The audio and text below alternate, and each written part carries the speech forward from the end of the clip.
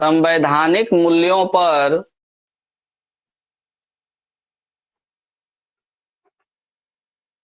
आधारित एक धर्मनिरपेक्ष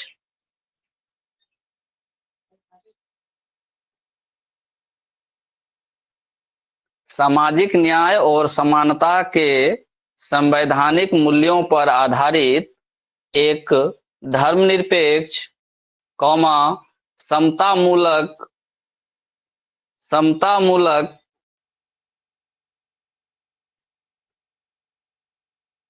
और बहुलतावादी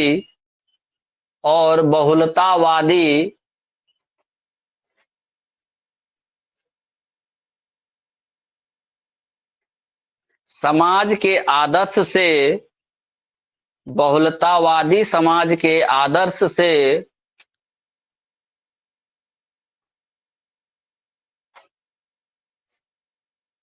प्रेरणा लेते हुए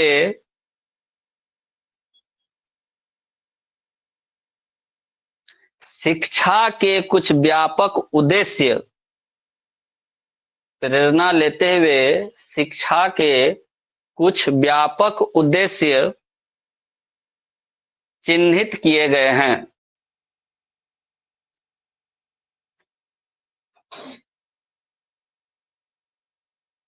हो गया? जैसे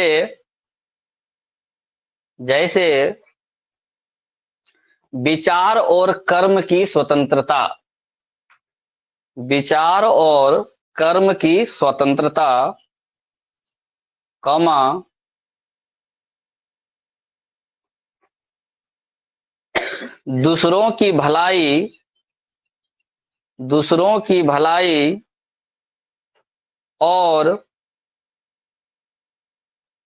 दूसरों की भलाई और भावनाओं के प्रति संवेदनशीलता,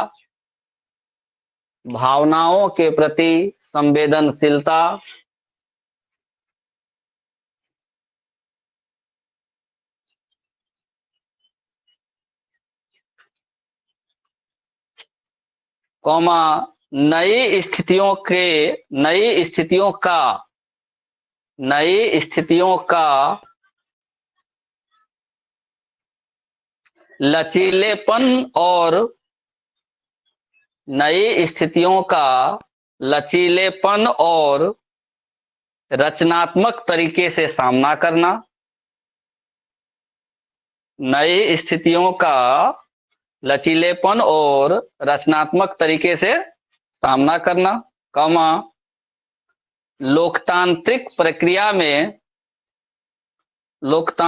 प्रक्रिया में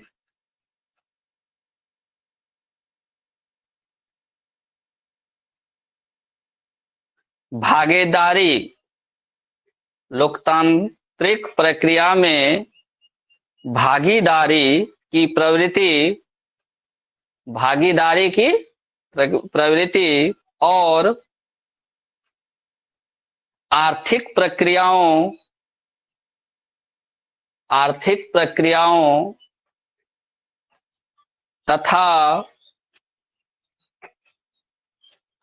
प्रक्रियाओं तथा सामाजिक बदलाव में योगदान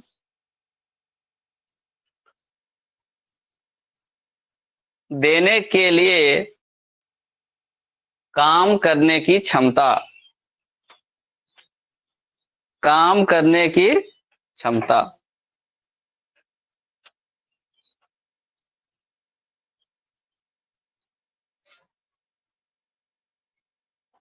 ठीक है। लिखो एनसीएफ 2005 के, हाँ नीचे नेक्स्ट पॉइंट करके, एनसीएफ 2005 के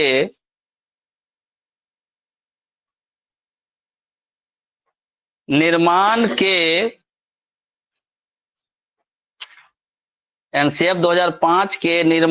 लिए 5 सिद्धांतों का प्रस्ताव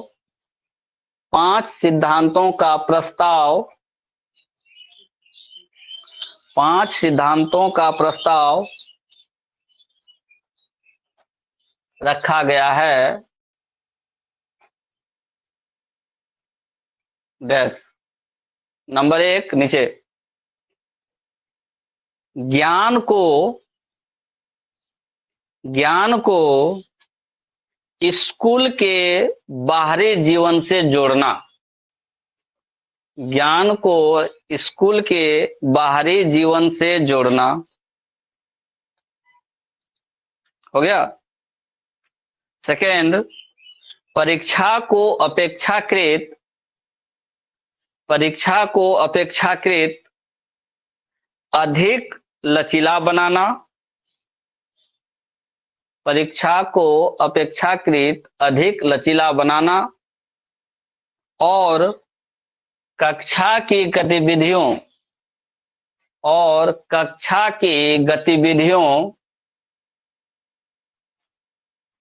से जोड़ना। जूली को छूटे, प्रीति छूटे तो बोलना। नेक्स्ट, तीसरा पॉइंट, 5 जो सिद्धांत है उसका तीसरा सिद्धांत क्या था? एक ऐसी अधिभावी पहचान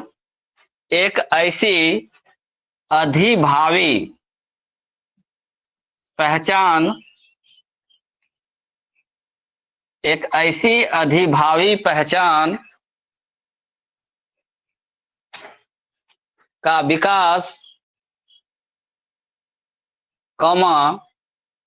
जिसमें राज्य व्यवस्था के अंतर्गत राष्ट्रीय चिंताएं समाहित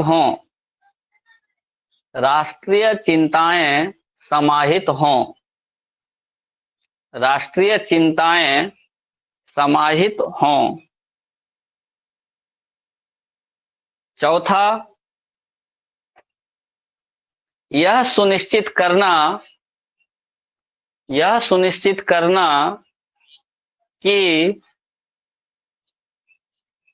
पढ़ाई रटंत प्रणाली पर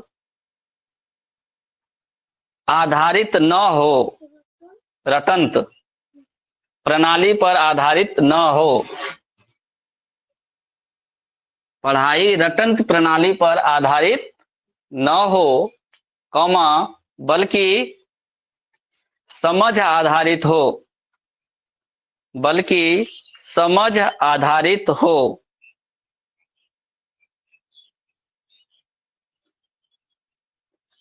हो गया। और अंतिम 5वां, पाठचर्या का विकास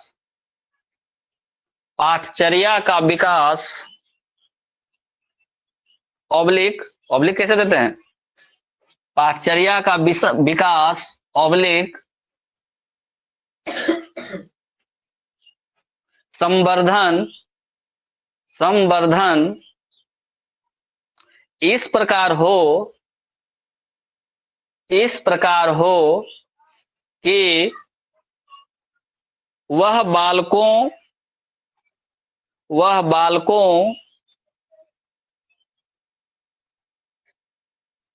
को सर्वांगीण विकास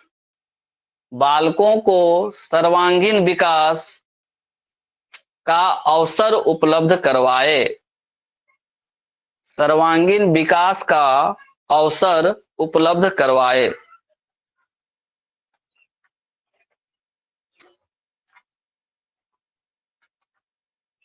क्या समझ में आया? जो राष्ट्रीय पाठ्यचर्या की रूपरेखा है उसका 5 उद्देश्य। कितना उद्देश्य? 5। पहला उद्देश्य क्या? बाहरी जीवन से किसको जोड़ना? ज्ञान को। जो आप स्कूल में ज्ञान दे रहे हैं उसको किससे जोड़ना है? बाहरी जीवन से जोड़ना है।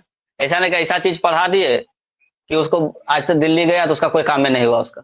ठीक है, तो बाहरी ज्ञान क्या है? बाहरी जीवन से भी जोड़ना है जो भी आप ज्ञान दे रहे हैं स्कूल में उसको। दूसरा क्या उद्देश्य था? कि परीक्षा को अपेक्षाकृत अधिक लचीलापन बनाना। ऐसा नहीं कि परीक्षा के दबाव में आकर के बच्चा गलत डिसीजन ले ले। ठीक है, उसको लचीला बनाना है। अब पहले देखते थे क्वेश्चन आंसर लिखने के लिए आता था, अब पहला दूसरा का बच्चा के लिए क्या कर दिया गया किताबें में सब कुछ रहता है, फोटो इधर बना दिया, खाली लिखो इसका नाम क्या है, बॉक्स बना के छोड़ देता है। लचीलापन क्या कि नहीं एनसीईआरटी? पहले बोलता था सीधे देखो और लिखो, फोटो भी बनाओ, ठीक, 5 गो फूल का नाम लिख दो। अब 5 गो फूल का नाम इधर, फूल इधर बना देता है, बोलता है अब नाम तो लिखो बगल में। लचीलापन किया। तो धीरे धीरे हर चीज को लचीलापन कर रहा है। पहले क्वेश्चन आंसर लिख करके तुम पास करते थे, अब क्वेश्चन वो रहता है, आंसर का ऑप्शन भी रहता है, टिक मार दो, चलो आ जाओ, पास हो जाओगे। नहीं, लचीलापन किया। और अब जब कोविड आ गया तो उससे भी ज्यादा लचीलापन कर दिया सरकार। क्या कि अगर पहले तुम पास थे तो उसी आधार पर अब परीक्षा वरीक्षा देने का जरूरत नहीं है, हम पास कर दे रहे हैं तुमको। 2020, 21, 22 में जितना आदमी डिग्री लिया सब तो बल्ले बल्ले है, पढ़े चाहे नहीं पढ़े पास तो हो ही गया। कई लोगों का तो सुनने में आया कि 98, 99% तक का मार्क्स दे दिया है। नहीं, नाक रगड़ के पढ़ते थे हम लोग तो झारखंड बोर्ड में नहीं मिलता था 99%, 80, 85, 87, 90 तक गया है। अब तो सुन रहे 95, 98% जा रहा है। सीबीएसई बोर्ड में तो खैर आम बात है ये सब। तो लचीलापन हो गया किसका? परीक्षा। ज्ञान का लचीलापन, परीक्षा। तीसरा स्टेटमेंट क्या था? ये एक ऐसी अधिभावी पहचान का विकास करना जिसमें प्रजातांत्रिक राज व्यवस्था के अंतर्गत राष्ट्रीय चिंताएं समाहित हों। अब बिहार सरकार अपना पॉलिसी अलग बना रहा है शिक्षा के लिए, झारखंड सरकार का पॉलिसी अलग बना रहा है, और भारत सरकार चाहती है कि हर तरीका से चाहे आप कैसे भी पढ़ें लेकिन उसमें राष्ट्रीय भावना हो। क्या होना चाहिए?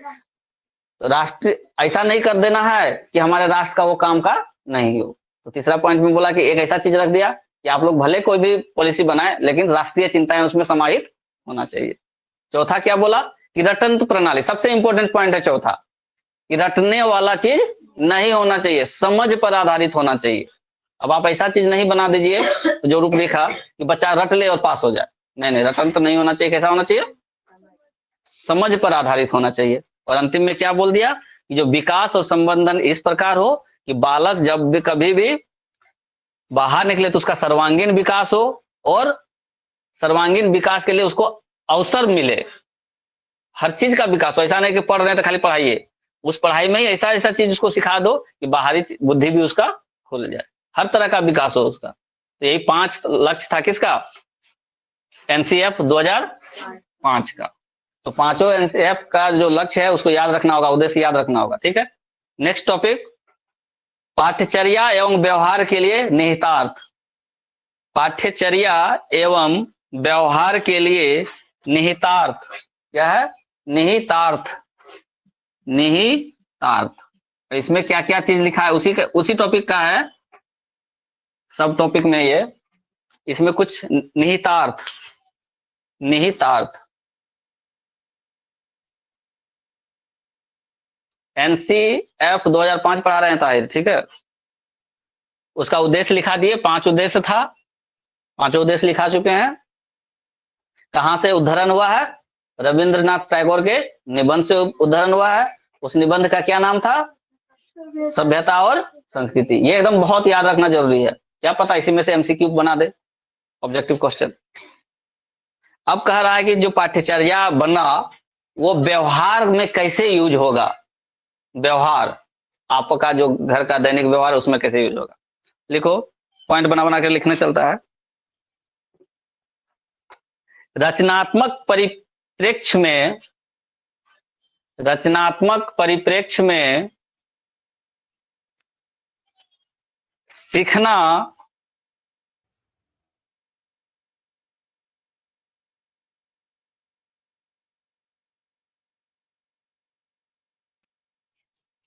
ज्ञान के निर्माण की एक प्रक्रिया है, ज्ञान के निर्माण की एक प्रक्रिया है।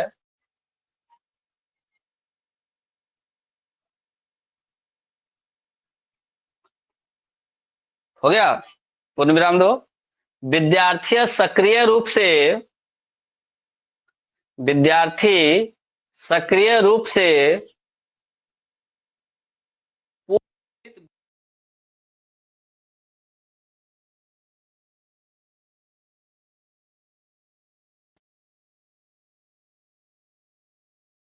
पूर्व प्रचलित विचारों में उपलब्ध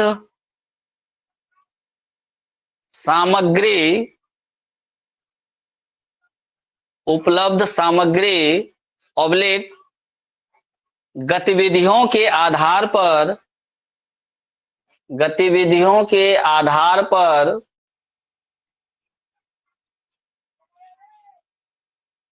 अपने लिए ज्ञान की रचना करते हैं।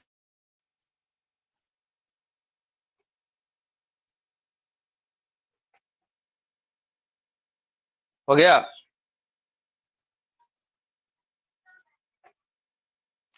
जैसे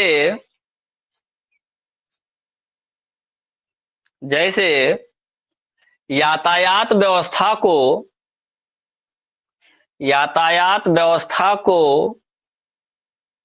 पाठ या चित्र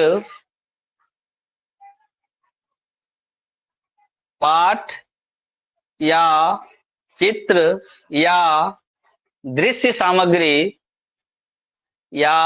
सामग्री का उपयोग करते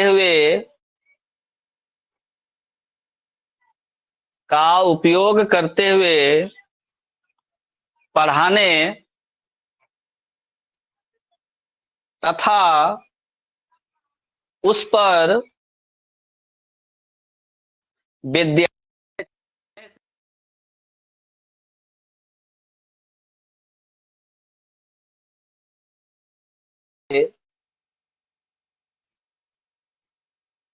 उनके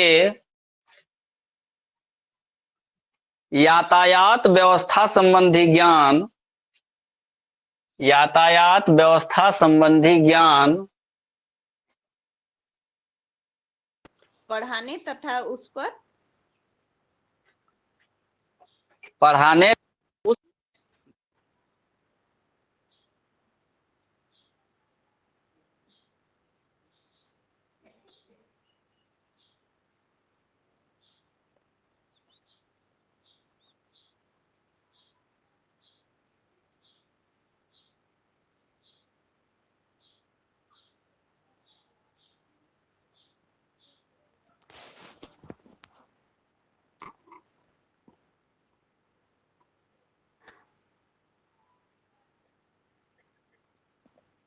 आवाज आ रही है प्रीति? आवाज आ रही है? अभी आई। हाँ अभी आवाज ठीक है। पढ़ाने तथा उस पर, हाँ फिर से बोल रहे हैं, यातायात व्यवस्था को पाठ या चित्र या दृश्य सामग्री का उपयोग करते हुए पढ़ाने तथा उस पर विद्यार्थियों में चर्चा कराने से उनके यातायात व्यवस्था संबंधी ज्ञान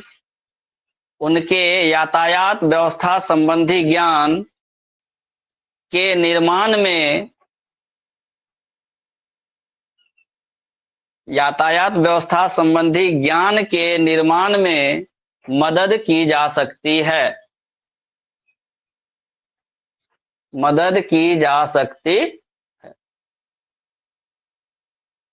क्या समझ में आया इस लाइन से? कि अगर हमको बच्चा को यह समझाना है कि बाबू जब भी रोड में चलो तो बाएं साइड में चलना है। कैसे चलना है? बाएं साइड में चलना है। आगे गए, अगर कहीं बॉल लगा हुआ है, कहीं चौराहा है, बॉल लगा हुआ है, तो वहां देखना एक लाइट जलेगा। क्या जलेगा? एक लाइट जलेगा। उसमें 3 रंग आएगा, लाल, पीला और हरा। अगर हरा रंग जले तो तुमको पार होना है, लाल रंग जले तो तुमको रुक जाना है, और अगर पीला रंग जले तो तुमको अब तैयार होना है कि अब अगला हरा रंग आने वाला है, हमको निकलना है। पीला रंग मतलब आप एक्टिव हो जाइए, अब गाड़ी स्टार्ट कर लीजिए, हरा रंग आने वाला है, अब पार होना है। ऐसे बता दिए।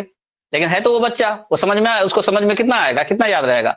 अब उसको हमने क्या किया, एक सामग्री लिया, एक फोटो बना दिया बोर्ड में, और हमको ने उसको समझाया, ये तुम बाइक में बैठे हो, या कोई भी गाड़ी या कार ले लेते हैं, ठीक है, तुम गाड़ी में बैठे हो और यहाँ पे क्या है, एक लाइट लगा हुआ। यहाँ पे क्या है, एक लाइट लगा हुआ है और तुम्हारा ये रोड है। अब अगर यहाँ पर लाल बत्ती जल रहा हुआ है तो तुमको गाड़ी क्या कर देना है, खड़ा कर देना है, रोक देना है। अगर यहाँ पे पीला बत्ती जलने लगा तो अब गाड़ी को क्या करना है, स्टार्ट करना है, तैयार होना है, पार नहीं करना है। अब तुम तैयार हो जाओ, क्यों? क्योंकि अब हरा बत्ती आने वाला है और जैसे ही हरा बत्ती जलेगा तुमको अब गाड़ी को लेके क्रॉस कर जाना है। ठीक है, तो उसको एक पिक्चर के माध्यम से समझाए तो उसको ज्यादा समझ में आएगा। समझ में आया? तो यही एक इसका निहितार्थ है कि उसके जीवन में भी ये उपयोग हो, क्लास में जो बताया उसका जीवन में भी उसका उपयोग हो। तो इस तरह से अध्ययन सामग्री यही चीज पॉइंट समझाना चाह रहा है। नेक्स्ट पॉइंट,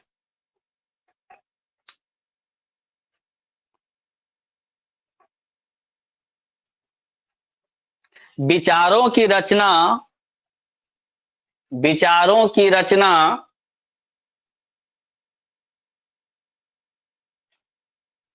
एवं पुनर्रचना, विचारों की रचना एवं पुनर्रचना, पुनर्रचना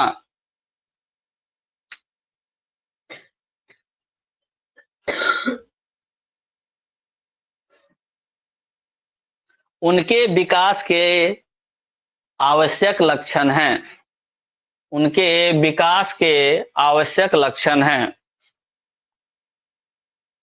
उनके विकास के आवश्यक लक्षण हैं। हो गया? नेक्स्ट पॉइंट,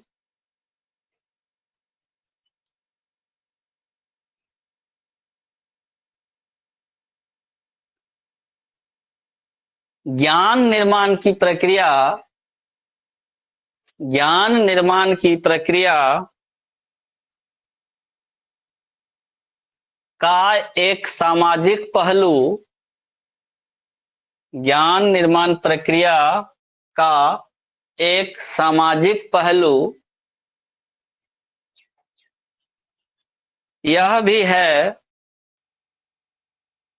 यह भी है कि जटिल कार्य के लिए, जटिल मतलब कठिन, जटिल कार्य के लिए आवश्यक ज्ञान समूह, आवश्यक ज्ञान समूह परिस्थितियों में, परिस्थितियों में निहित होता है, परिस्थितियों में निहित होता है।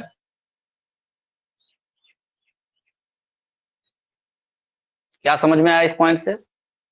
कि किसी आदमी का ज्ञान बढ़ रहा है, बच्चा का ज्ञान बढ़ रहा है, अचानक से उसके पास कोई ऐसी परिस्थिति, विकट परिस्थिति आ गई, तो ऐसा तो नहीं है कि हर चीज वो पहले ही सीख चुका है।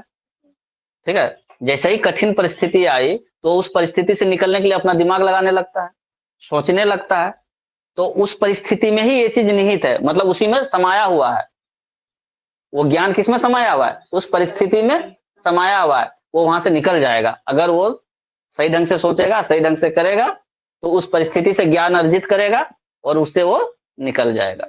यही स्टेटमेंट कहना चाह रहा। समझ में आया बात? नेक्स्ट, हर विद्यार्थी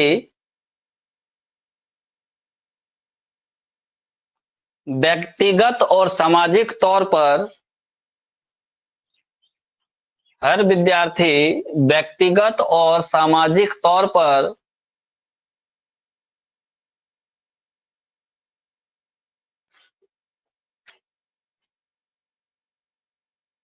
अर्थ का निर्माण करता है, अर्थ का निर्माण करता है, अर्थात, अर्थात अर्थ निर्माण सीखता है, अर्थ निर्माण सीखता है।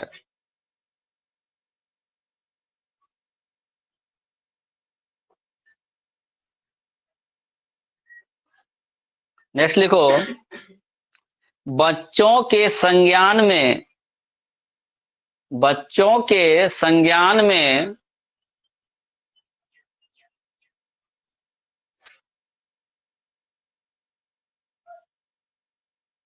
अध्यापकों की भूमिका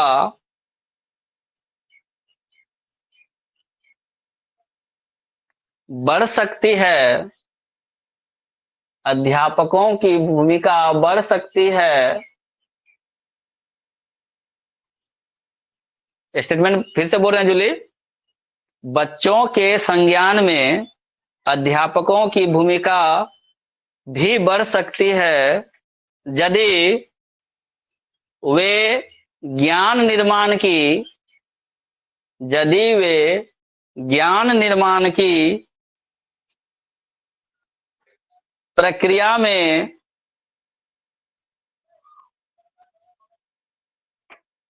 बच्चों के साथ शामिल हो जाएं।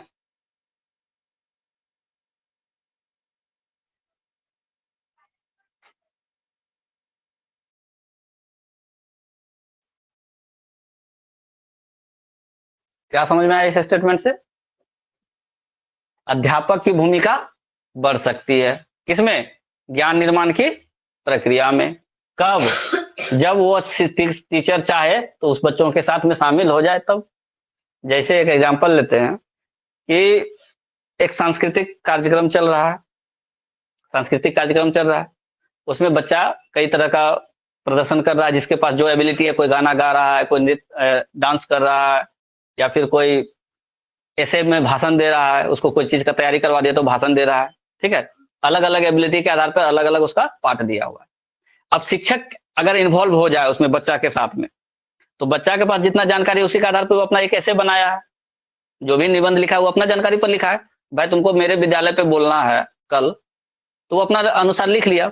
लेकिन जैसे ही शिक्षक उसमें शामिल हो जाएगा तो और अच्छा अच्छा स्टेटमेंट देगा, बेटा ऐसे लिखो, ऐसे करो, तुमको ऐसे बोलना है, तो उसका ज्ञान भी बढ़ गया। क्यों? कि उसमें कौन शामिल हो गए? टीचर शामिल हो गए, तो उनकी भूमिका अहम हो गई कि नहीं हो गई? अहम हो गई।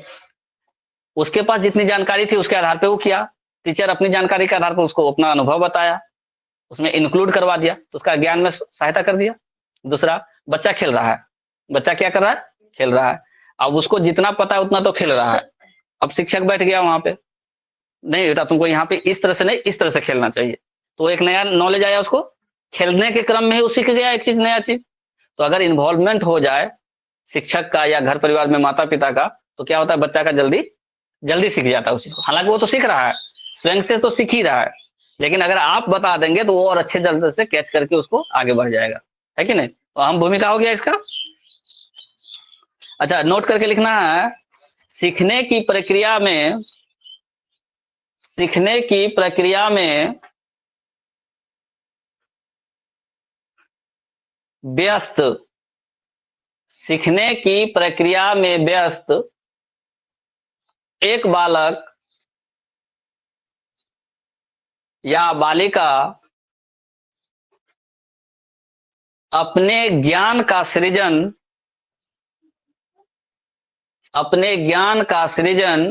बालक या बालिका अपने ज्ञान का सृजन खुद करता है या करती है, खुद करता है या करती है।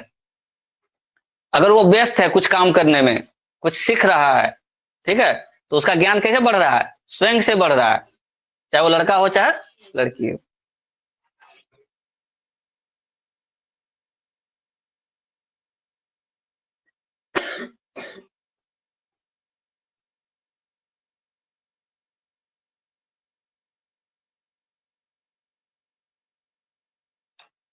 देखो बच्चों को, नहीं नेक्स्ट पॉइंट, बच्चों को ऐसे प्रश्न पूछने की अनुमति देना, बच्चों को ऐसे प्रश्न पूछने की अनुमति देना जिनसे कि वे स्कूल में सिखाई जाने वाली जिनसे कि वे स्कूल में सिखाई जाने वाली चीजों का संबंध स्कूल में सिखाई जाने वाली चीजों का संबंध बाहरी दुनिया से स्थापित कर सके, बाहरी दुनिया से स्थापित कर सके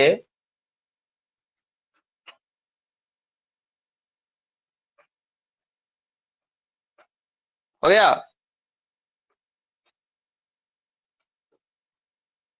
हो गया। नेक्स्ट लिखो, बच्चों को बच्चों को एक ही तरह से उत्तर रटने बच्चों को एक ही तरह से उत्तर रटने अथवा याद करने की बजाय याद करने की बजाय अपने शब्दों में जवाब अपने शब्दों में जवाब देने और अपना अनुभव बताने के लिए प्रोत्साहित करना चाहिए। अपना अनुभव बताने के लिए प्रोत्साहित करना चाहिए।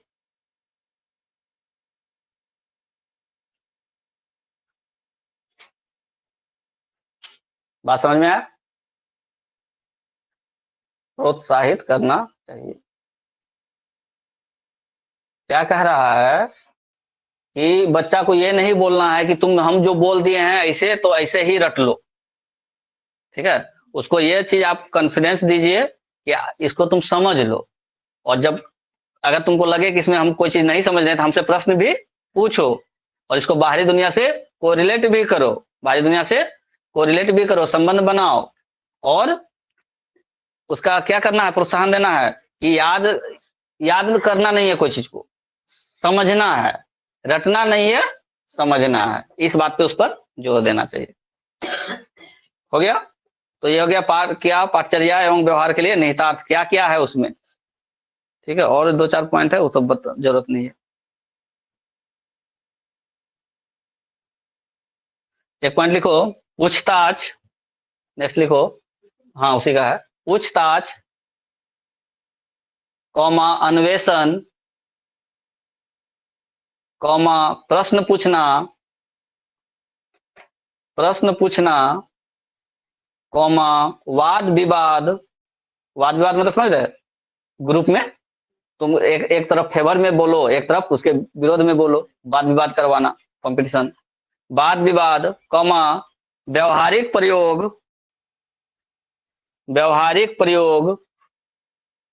व ऐसा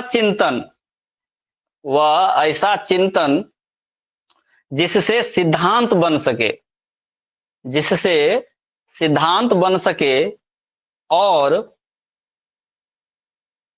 विचार ऑब्लिक स्थितियों की रचना हो सके। विचार ऑब्लिक स्थितियों की रचना हो सके।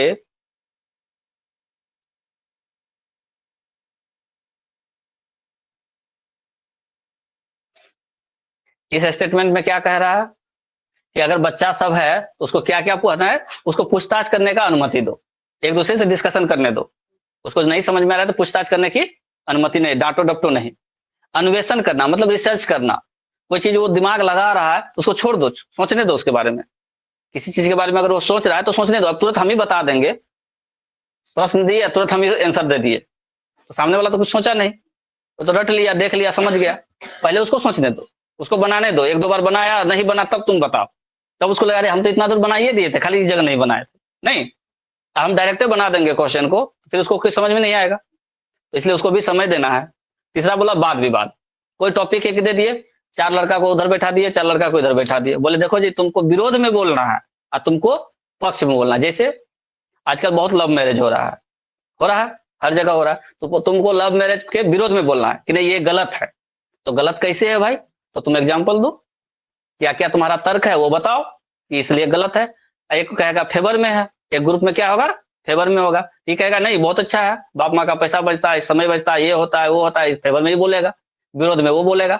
आपस में तर्क करेगा तो कुछ तो ऐसा चीज मिक्स होगा, मिलेगा, जिससे कि सब लोगों का ज्ञान बढ़ेगा, जितना भी ग्रुप में बच्चा है नहीं बढ़ेगा, तो वाद विवाद भी करवाना है। फिर क्या, व्यवहारिक प्रयोग, उसको लाइफ में जो आप आम जीवन में जी रहे हैं उसमें भी उस चीज को लगाना है जो भी नॉलेज सिखाया जा रहा है, ठीक है। तो ये स्टेटमेंट कह रहा था। चलो ठीक है। इतना हो गया। अब आगे का टॉपिक कल करेंगे, अभी क्वेश्चन करते हैं एक दो को। क्वेश्चन नंबर 1, शिक्षा के क्षेत्र में, इसी टॉपिक का क्वेश्चन है, लास्ट ईयर सीटेट 2011 का क्वेश्चन है ये। शिक्षा के क्षेत्र में पाठ्यचर्या, शिक्षा के क्षेत्र में पाठ्यचर्या शब्दावली, पाठ्यचर्या शब्दावली डैश की ओर संकेत करती है, डैश की ओर संकेत करती है।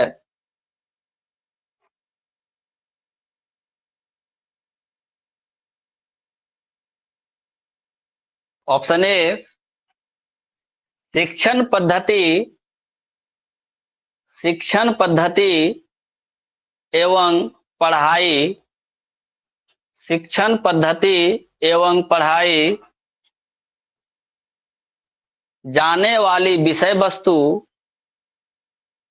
पढ़ाई जाने वाली विषय वस्तु। ऑप्शन बी, विद्यालय का संपूर्ण कार्यक्रम,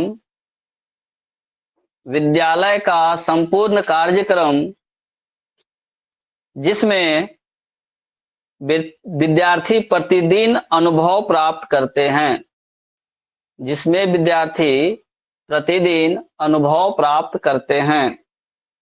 सी, मूल्यांकन प्रक्रिया, प्रतिदिन अनुभव प्राप्त करते हैं, जिसमें विद्यार्थी प्रतिदिन अनुभव प्राप्त करते हैं। और सी, मूल्यांकन प्रक्रिया। और डी, कक्षा में प्रयुक्त, कक्षा में प्रयुक्त की जाने वाली पाठ्य सामग्री, कक्षा में प्रयुक्त की जाने वाली पाठ्य सामग्री। क्या होना चाहिए आंसर?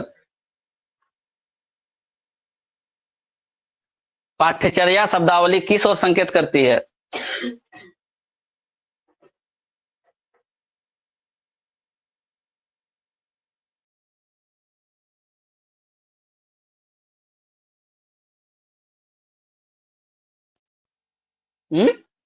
जोर से बोलो ना। बी, तुम्हारा? बी, ठीक है। B, Julie, B. Sahil? B, very good, सबका बी आ रहा है। बी ही आंसर होगा, ठीक है। यानी सीटेट 2011 में बैठती तो ये क्वेश्चन तुम लोगों का बन जाता, सही हो जाता। नेक्स्ट क्वेश्चन, राष्ट्रीय पाठ्यचर्या की रूपरेखा, राष्ट्रीय पाठ्यचर्या की रूपरेखा 2005 का उद्धरण, राष्ट्रीय पाठ्यचर्या की रूपरेखा 2005 का उद्धरण हुआ है, उद्धरण हुआ है। ऑप्शन ए, गीतांजलि, गीतांजलि से, गीतांजलि से। ऑप्शन बी, गोदान से, गोदान। ऑप्शन सी, विज्ञान एवं तकनीक से, विज्ञान एवं तकनीक से। ऑप्शन डी, सभ्यता और प्रगति से, सभ्यता और प्रगति से। क्या होगा आंसर ताहिर? एनसीएफ 2005 का उद्धरण कहां से हुआ है जूली? एनसीएफ 2005 का उद्धरण कहां से हुआ है? अभी तो लिखवाए, सबसे पहला लाइन आज का यही था, आज के टॉपिक का सबसे पहला लाइन यही था। बोलो तुम लोग, आवाज नहीं आ रहा है। सभ्यता और प्रगति से, सभ्यता और प्रगति से। ये क्या था सभ्यता और प्रगति? रविन्द्रनाथ टैगोर का। सभ्यता और प्रगति। ये एक निबंध लिखे थे, कौन? रविंद्रनाथ टैगोर। निबंध ये कौन लिखे थे? रविंद्रनाथ टैगोर। रविंद्रनाथ टैगोर का एक निबंध था, किस क्या नाम था? सभ्यता और प्रगति।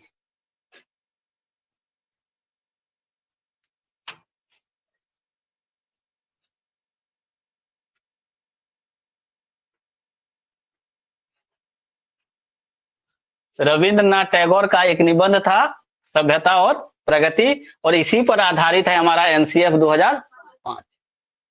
समझ में आ गया? एक क्वेश्चन था। एक ऑप्शन था गोदान। पहला ऑप्शन क्या था? पहला ऑप्शन में क्या था? गीतांजलि। दूसरा ऑप्शन क्या था?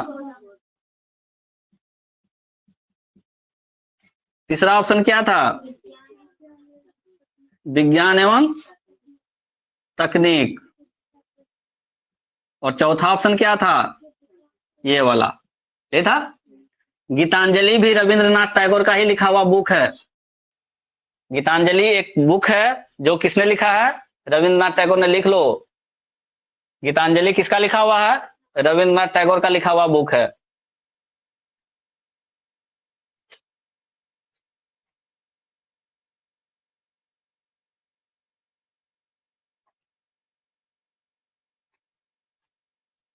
हो गया?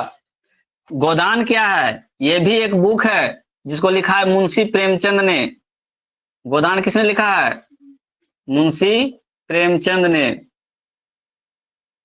और साइंस एंड टेक्नोलॉजी ये तो कुछ है नहीं, साइंस एंड टेक्नोलॉजी का इससे कोई लेना देना है नहीं। हाँ, मुंशी प्रेमचंद, चंद्र नहीं, चंद, मुंशी प्रेमचंद। गोदान किसने लिखा है? ये जीके का क्वेश्चन हो गया। गोदान किसने लिखा? गीतांजलि।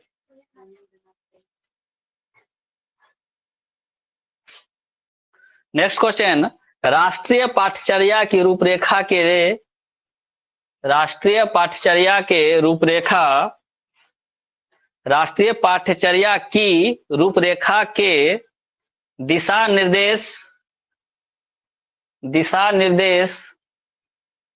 के अंतर्गत आता है। जो 5 गो लिखाए हैं उसके अंतर्गत कौन कौन सा आता है? राष्ट्रीय पाठचर्या की रूपरेखा के दिशा निर्देश के अंतर्गत आता है। ऑप्शन ए, दिशा निर्देश के अंतर्गत आता है। दिशा निर्देश करने का मतलब क्या? उद्देश्य। दिशा निर्देश करने का मतलब उद्देश्य। जो अभी हम 5 उद्देश्य लिखा है उसी में से एक ऑप्शन मिलेगा। ऑप्शन ए, ज्ञान को स्कूल के बाहरी जीवन से जोड़ना। ज्ञान को स्कूल के बाहरी जीवन से जोड़ना। ऑप्शन बी, पढ़ाई रटंत प्रणाली से मुक्त हो। पढ़ाई रटंत प्रणाली से मुक्त हो। ऑप्शन सी, परीक्षा को अपेक्षाकृत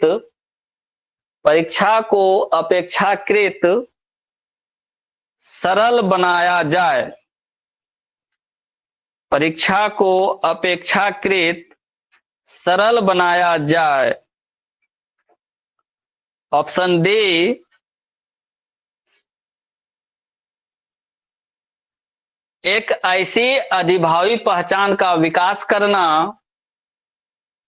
एक ऐसी अधिभावी पहचान का विकास करना जिसमें प्रजातांत्रिक राज व्यवस्था के अंतर्गत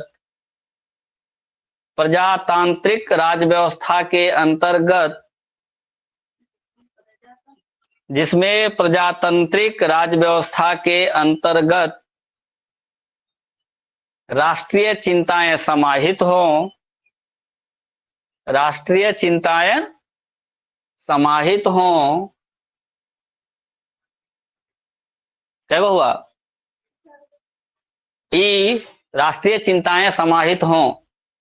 राष्ट्रीय चिंताएं ऑप्शन ए पाठचर्या का विकास ऑब्लिक संवर्धन, पाठचर्या का विकास ऑब्लिक संवर्धन इस प्रकार हो कि वह बालकों को सर्वांगीण विकास का अवसर, वह बालकों को सर्वांगीण विकास का अवसर प्रदान करे, सर्वांगीण विकास का अवसर प्रदान करे। और लास्ट ऑप्शन इनमें से सभी